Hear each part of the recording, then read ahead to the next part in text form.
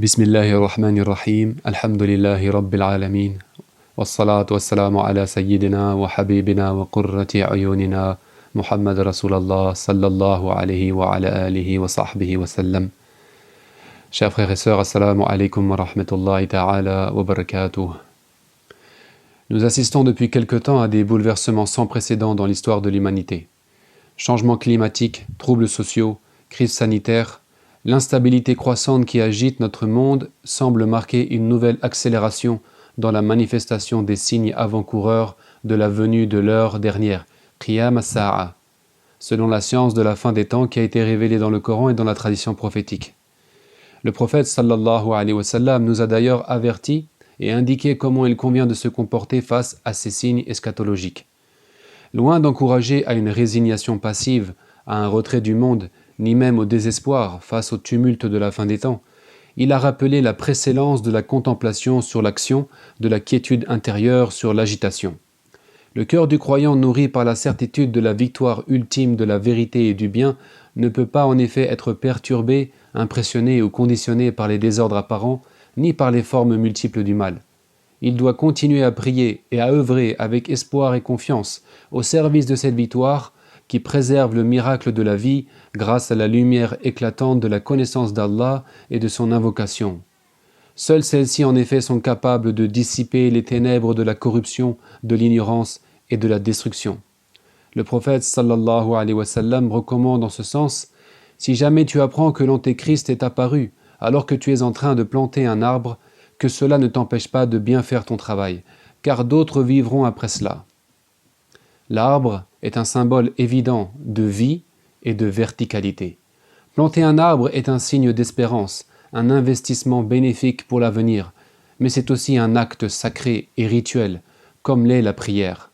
L'ordre coranique est en effet non seulement de prier, mais d'ériger, d'accomplir la prière, iqamatus salah, comme moyen d'ascension spirituelle pour le croyant, source de sa vie intérieure dans le dhikr Allah, dans le souvenir et l'invocation de son Seigneur. Innani anallahu la ilaha illa ana fa'budni wa aqimis salata li dhikri inna as-sa'ata atiyatun akadu ukhfiha li tujza kullu nafsin bima tas'a fala yasuddannaka anha man la yu'minu biha wattaba'a hawah fatarda. En vérité, je suis Allah, pas de Dieu en dehors de moi. Sers-moi donc et élève Aqim, la prière rituelle pour te souvenir de moi. L'heure va certes arriver, je la cache à peine pour que chaque âme soit rétribuée selon ses efforts. Que celui qui n'y croit pas et qui suit sa propre passion ne t'en détourne pas, sinon tu périras. Sourate 20, versets 14 à 16. Ces quelques citations sur la fin des temps nous permettent de rappeler certains enseignements précieux des maîtres de l'islam, selon lesquels la création dans son ensemble n'est autre que le théâtre sacré où se manifestent les noms d'Allah Azza wa Jal. Ces maîtres enseignent ainsi que la vie et l'existence de ce monde, en particulier, sont les manifestations des noms divins Al-Hayy et Al-Qayyum. Toutes choses vivantes sont vouées à disparaître, tiennent leur vie de lui et en jouissent pour un temps donné. Allah est Al-Hayy alladhi la yamut, le vivant qui ne meurt point. Il est le vivant absolu, sa vie transcende le temps et l'espace. Il est le permanent sans commencement, l'éternel sans aboutissement. Les savants expliquent que la vie est un attribut mystérieux de l'essence divine, à la fois transcendant et immanent, incomparable et en même temps actif et efficient. Allah est vivant en lui-même et par lui-même. Il est la source de toute vie. La vie et la mort sont entre ses mains et dépendent de sa seule volonté. Allah est Al-Qayyum, l'immuable, celui qui subsiste par lui-même et par qui tout subsiste, celui sur lequel repose l'existence tout entière. Les mondes s'écrouleraient aussitôt si le soutien divin leur était retiré. C'est lui qui gouverne la création et prend en charge la gestion de ses créatures. Il leur fait parvenir les bienfaits et éloigne d'eux les méfaits. Il dispense les subsistances pour les nourrir physiquement et les faire progresser spirituellement et matériellement. Les noms divins Al-Hayy Al-Qayyum apparaissent ensemble dans le Coran, où ils sont mentionnés à 3 reprises. Citons d'abord le verset du trône, Ayatul Kursi, que le prophète sallallahu alayhi wa sallam a nommé le Seigneur des versets du Coran. Parce que, selon l'imam Al-Ghazali radiyallahu anhu, on ne trouve dans le Coran d'allusion aussi complète à l'unicité et à la sainteté d'Allah, ni d'explication aussi exhaustive de ses qualités sublimes que celle contenue dans ce verset. Allahu la ilaha illa huwa al-hayyul qayyum, la ta'khudhuhu sinatun wa la nawm, lahu ma fis samawati wa ma fil ard, man dha alladhi yashfa'u 'indahu illa bi'idhnihi, ya'lamu ma bayna aydihim wa ma khalfahum, wa la yuhituna bi shay'in min 'ilmihi illa bima sha'a, wasi'a kursiyyuhu as-samawati wal ard, ولا يؤوده حفظهما وهو العلي العظيم.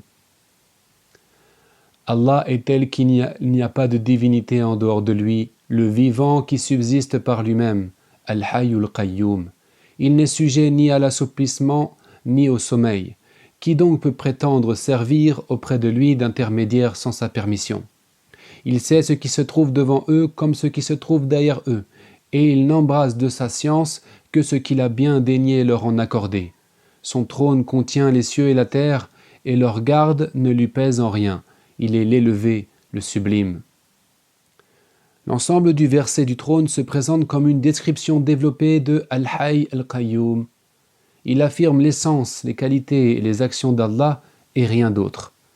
Son être, son unicité, son indépendance, sa subsistance, sa majesté, son infinité, sa pureté, sa sainteté, son pouvoir, son jugement, son ordre, sa science, son élection, sa singularité, sa grâce, son don, sa volonté, son vouloir, l'immensité de son royaume, la plénitude et la perfection de sa puissance, sa transcendance, son élévation, sa sublimité. Le tawhid, l'unicité divine en rapport avec les noms divins Al-Hayy Al-Qayyum, est réaffirmé au début de la sourate Al-Imran, la 3e sourate du Coran. Bismillahirrahmanirrahim, Alif Lam Mim, Allahu la ilaha illa huwa al-hayyul qayyum. Alif Lam Mim, Allah est tel qui n'est de Dieu que lui, le vivant qui subsiste par lui-même. Allah seul est le vivant absolu, qui subsiste par lui-même et par qui tout subsiste, lui seul mérite d'être servi et imploré. Telle est l'essence de la religion unique et immuable, Ad-Din al-Qayyim, qui a été apportée par tous les prophètes et messagers d'Allah, alayhimus salam. Ainsi le prophète Yusuf, alayhis salam, par exemple, rappelait à ses 2 compagnons de cellule, « Inil hukmu illa lillah, amara an la ta'budu illa iyyahu. ذلك الدين القيم ولكن أكثر الناس لا يعلمون. » Le pouvoir n'appartient qu'à Allah, il vous a commandé de n'adorer que lui. Telle est la religion droite et immuable, mais la plupart des gens ne savent pas. Verset 12, verset 40 de la sourate 12. La religion immuable correspond et répond à la fitra d'Allah, c'est-à-dire la nature primordiale de l'être humain, lui-même un en son essence, tandis que ses expressions multiples reflètent la diversité des langues, des couleurs et des cultures de l'humanité. Allah a révélé et renouvelé son message à travers les différentes religions et législations sacrées des prophètes, qui ont été révélées dans des formes adaptées aux époques et aux peuples auxquels elles furent adressées. Qala ta'ala, وَأَقِمْ وَجْهَكَ لِلدِّينِ حَنِيفًا فِطْرَةَ اللَّهِ الَّتِي فَطَرَ النَّاسَ عَلَيْهَا لَا تَبْدِيلَ لِخَلْقِ اللَّهِ ذَلِكَ الدِّينُ الْقَيِّمُ وَلَكِنَّ أَكْثَرَ النَّاسِ لَا يَعْلَمُونَ. Dirige, aqim, tout ton être vers la religion exclusivement pour Allah. Telle est la nature, fitra, qu'Allah a originellement donnée aux hommes. Pas de changement à la création d'Allah. Voilà la religion droite et immuable, mais la plupart des gens ne savent pas. verset 30 de la sourate 30. La religion droite et immuable est ce qui permet à l'homme de se conformer à la plus harmonieuse des dispositions ahsan taqwim dans laquelle il a été créé à l'origine, et de la préserver des bassesses et des tortuosités qui corrompent la verticalité de sa nature spirituelle. لقد خلقنا الإنسان في أحسن تقويم ثم رددناه أسفل سافلين إلا الذين آمنوا وعملوا الصالحات فلهم أجر غير ممنون. Nous avons certes créé l'homme dans la meilleure des formes, la plus harmonieuse des formes, puis nous l'avons ramené au plus bas de l'échelle. Exception faite de ceux qui croient et pratiquent les œuvres vertueuses, ils auront une rétribution illimitée. Sourate 95, versets 4 à 6. Le sceau des prophètes et des messagers Muhammad sallallahu alayhi wa sallam est venu renouveler l'adaptation de cette religion immuable inhérente à la nature primordiale de l'homme, en rappelant le sens universel de la soumission intégrale et de la dépendance totale à Allah, selon le modèle même de la tradition de son père Ibrahim, Abraham alayhi salam. قل إنني هداني ربي إلى صراط مستقيم دينا قيما ملة إبراهيم حنيفا وما كان من المشركين قل إن صلاتي ونسكي ومحياي ومماتي لله رب العالمين لا شريك له وبذلك أمرت وأنا أول المسلمين. Dis, mon Seigneur m'a guidé vers un chemin droit, mustaqim, une religion droite et immuable, la tradition d'Abraham, qui était intégralement vouée à Allah et n'était point parmi les associateurs. Dis, en vérité, ma prière, mes actes de dévotion, ma vie et ma mort appartiennent à Allah, Seigneur des mondes. Il n'a nul associé. Voilà ce qu'il m'a été ordonné et je suis le premier à me soumettre. Sourate 6, versets 161 à 163. Le Coran nous a décrit ici la voie droite, as-sirat al-mustaqim, dans laquelle le musulman demande au cours des prières de la journée et de la nuit d'être guidé. Ihdina as-sirat al-mustaqim, guide-nous dans la voie droite. Cette voie est droite parce qu'elle représente le chemin le plus court vers Allah. Inna rabbi ala siratim mustaqim. En vérité, mon Seigneur se trouve sur une voie droite, dit le prophète Hud à son peuple. C'est une voie axiale, une orientation vers lui. C'est l'effort de la istiqama, la recherche de la droiture, de la rectitude, de la verticalité, du cœur, de la langue et du corps, dans les intentions, les paroles et les actes. قل إنما أنا بشر مثلكم يوحى إلي أنما إلهكم إله واحد فاستقيموا إليه واستغفروه وويل للمشركين. Dis, je ne suis qu'un homme comme vous. Il m'a été révélé que votre Dieu est un Dieu unique. Cherchez le droit chemin vers lui, fastaqimu ilayhi, et implorez son pardon. Et malheur aux associateurs. Sourate 41, verset 6. Un jour, un homme demanda au prophète sallallahu alayhi wa sallam de lui transmettre un enseignement sur l'islam qui lui suffirait. Le prophète lui répondit alors: Qul amantu billahi thumma istaqim. Dis, je crois en Allah, puis cherche à être droit. C'est-à-dire, aie foi en Allah et oriente-toi vers lui. Dispose ton être dans son axe, il t'élèvera vers lui. قال تعالى إن الذين قالوا ربنا الله ثم استقاموا تتنزل عليهم الملائكة ألا تخافوا ولا تحزنوا وأبشروا بالجنة التي توعدون نحن أولياؤكم في الحياة الدنيا وفي الآخرة ولكم فيها ما تشتهي أنفسكم ولكم فيها ما تدعون نزلا من غفور رحيم. Ceux qui disent notre Seigneur est Allah et qui se tiennent dans le droit chemin, les anges descendent sur eux. N'ayez crainte et ne soyez pas affligés. Recevez plutôt la bonne nouvelle du paradis qui vous était promis. Nous sommes vos protecteurs, vos amis dans la vie présente et dans l'au-delà. Et vous y aurez ce que vos âmes désireront et ce que vous réclamerez, un lieu d'accueil de la part d'un très grand pardonneur, d'un très miséricordieux. Sourate 41, versets 30 à 33. D'après les savants, l'homme se pare des qualités des noms Al-Hayyul Qayyum lorsqu'il s'occupe comme il se doit de tout ce qui lui a été confié en cette vie, sa famille, ses enfants, sa propre personne, ses biens et tous ceux et celles qui lui sont liés. Celui qui sait qu'Allah est le vivant qui ne meurt point, explique Ibn Ajiba radiyallahu anhu, il s'en remet avec confiance à lui uniquement, et non aux créatures, qui ne sauraient être totalement fiables, ne serait-ce que parce qu'elles sont par nature périssables. Placer ses espoirs en un autre que lui conduit donc inévitablement à des déconvenues et des déceptions. Accroche-toi à lui en puisant la vie de l'esprit à la source de la science et de l'amour parfait.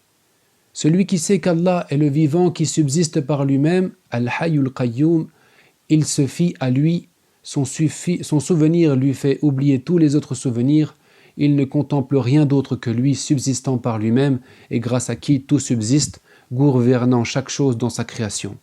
Accroche-toi à lui en puisant la connaissance à la source de son soutien universel. Tu te reposeras du labeur inutile qui consiste à vouloir gérer toi-même les choses et de la peine que tu te donnes à t'occuper d'autre que lui. Alors tu vivras l'âme en paix et ce bas monde n'aura plus la moindre valeur à tes yeux. C'est ainsi que l'homme peut anticiper et se préparer au jour de la résurrection, Yawmul Qiyamah, ce jour qui dévoilera l'instabilité et la finitude de ce monde parce que sa stabilité, sa subsistance et sa continuité dépendent uniquement d'Allah Al-Hayyul Qayyum. Ce jour-là, tout ce que l'homme pensait être ici-bas, immuable, invariable et stable, à l'image des montagnes par exemple, sera totalement bouleversé et renversé. Et il t'interroge au sujet des montagnes. Réponds-leur, mon Seigneur les réduira en poussière et les laissera comme une plaine dénudée. Tu n'y verras plus ni collines ni sinuosité. Ce jour-là, ils répondront à l'appel du héros sans tortuosité, baissant la voix devant le tout miséricordieux, et tu entendras à peine un murmure. Ce jour-là, toute intercession sera inutile à moins qu'elle n'émane de quelqu'un d'autorisé par le tout miséricordieux et dont il aura agréé la parole. Il sait ce qui est devant eux et derrière eux, alors qu'ils ne le cernent pas de leur science. Et les visages s'humilieront devant le vivant qui subsiste par lui-même. وَعَنَتِ الْوُجُوهُ لِلْحَيِّ الْقَيُّومِ. Et ils ont d'ores et déjà échoué ceux qui se sont chargés d'iniquité. Mais quiconque aura accompli des œuvres vertueuses tout en étant croyant n'aura à craindre ni injustice ni frustration. Ainsi l'avons-nous révélé Coran arabe en y énumérant toutes sortes de menaces afin qu'ils s'en prémunissent ou qu'ils provoquent chez eux un rappel. Ce sont les versets 105 à 113 de la sourate 20. Le prophète Mohammed sallallahu alayhi wa sallam est l'intercesseur autorisé dont la parole est agréée auprès du tout miséricordieux, Ar-Rahman. Et c'est par lui que le rappel, le dhikr, le rappel salutaire dans le souvenir et l'invocation d'Allah peut se produire.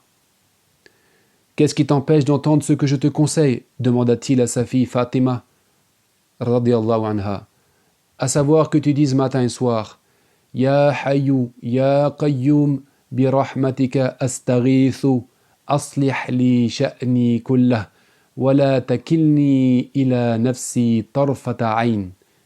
Ya Hayyu, Ya Qayyum, ô vivant, ô toi qui subsistes par toi-même et par qui tout subsiste, j'implore le secours de ta miséricorde.